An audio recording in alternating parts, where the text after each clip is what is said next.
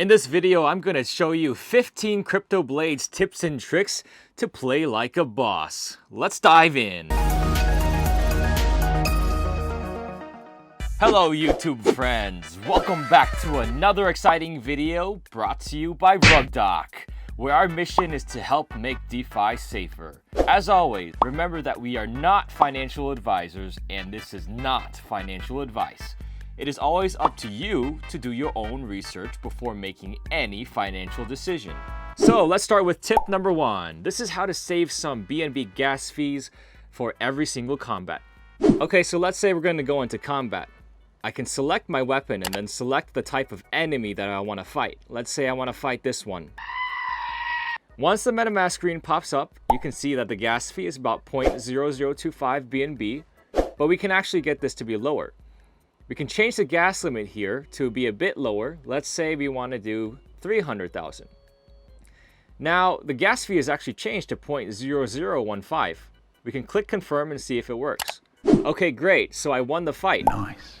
Now, this gas fee trick you can do for every single combat, and you can actually change the gas limit anywhere from about 200,000 and up.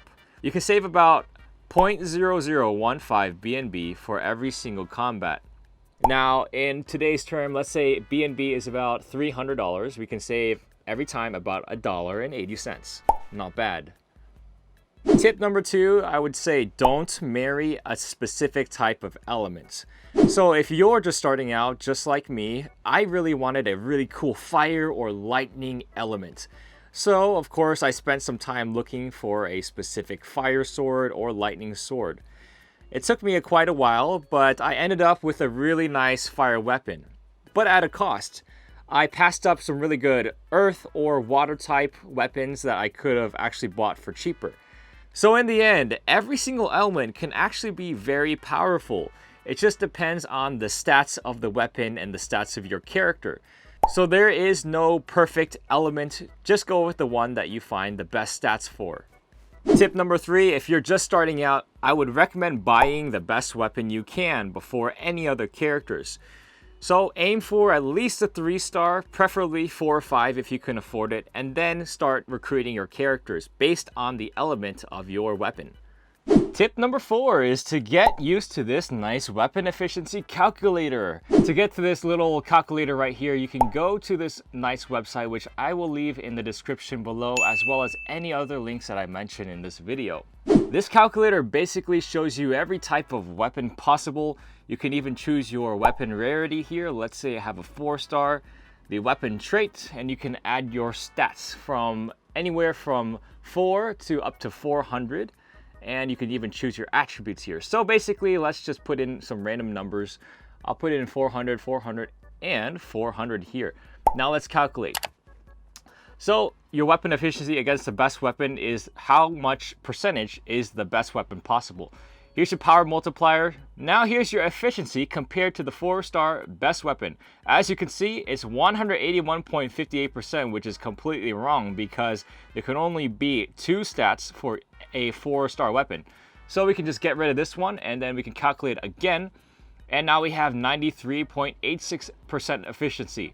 So if you're just starting out or you're looking to buy a new weapon, I would highly recommend checking this out, seeing how your traits match up to the best weapons you can possibly get. Definitely check this out to learn a little bit more about the weapons. Tip number 5 is you can use this combat simulator by clicking on the left where it says combat simulator. And this little tool will actually show you the exact win percentage probability for every single enemy. No more very likely probabilities, we have actual percentages of winning. You can calculate them by inputting your different stats of your characters and weapons. Awesome. The next tip is if that's a little bit too difficult, you can actually use an extension on Google Chrome to calculate the percentage for you. I'll leave the link in the description below. So since I have the extension installed, we can go to our combat screen here. We can take a look and we see that the percentages are not showing up, but what we can do is go to our extension, click on the extension, and bam, we have our percentage probabilities right here. Number 7, we can go to the character calculator on the same website and then check out the characters and their total XP needed for level up. Now, using this calculator, you can actually see the different power levels for each character, at what levels they are. So for example, you see that levels 1 through 10 don't really give you a huge power boost. However, you have level 11, which gives you a tremendous power boost, which means more rewards. So keeping that in mind, you can take into account the total XP needed to get to that next key level that you need for that huge power bonus. We have the key levels at level 11, level 21, where you also see this huge power boost right here, 31, etc. So take that into mind whenever you're deciding to level up your character and how much experience you need. The skill token already in your MetaMask account. You can easily do that by going to coinmarketcap.com and searching the CryptoBlades skill token. Once you're on the page, you can go to the left side right here, and there's this nifty little button that says add to MetaMask. So you can just add that to your MetaMask account and then click on the add token button to add the skill token to your MetaMask.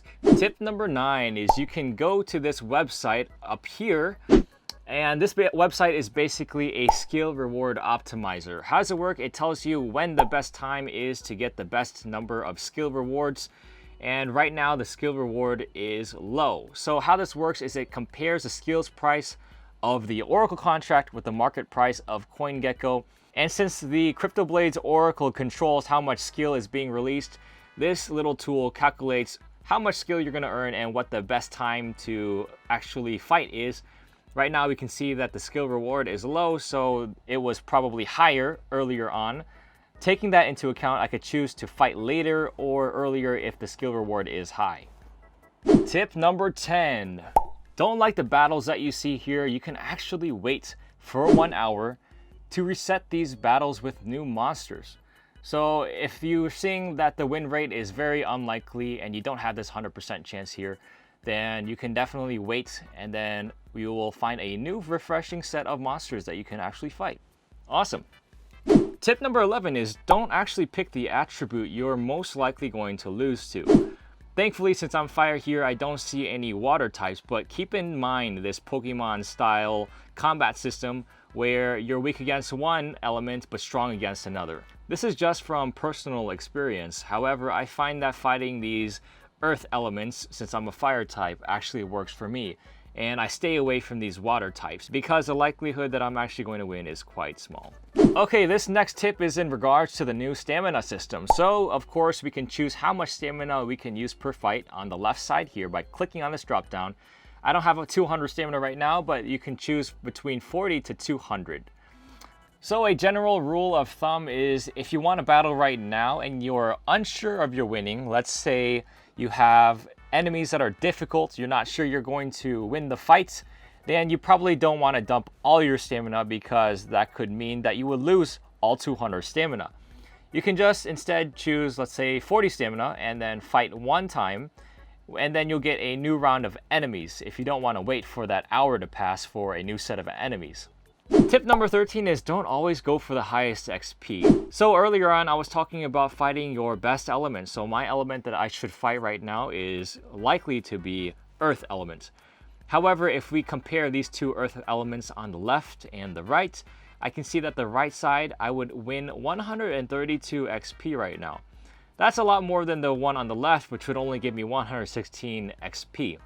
However, I can see that the one on the right has 10,621 power compared to the one on left, which has significantly less.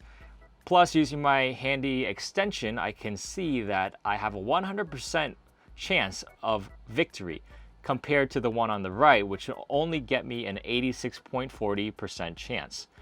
So that is a chance of me losing all of my XP and my stamina and eating up my BNB gas fees and not earning any skill tokens or experience in the process.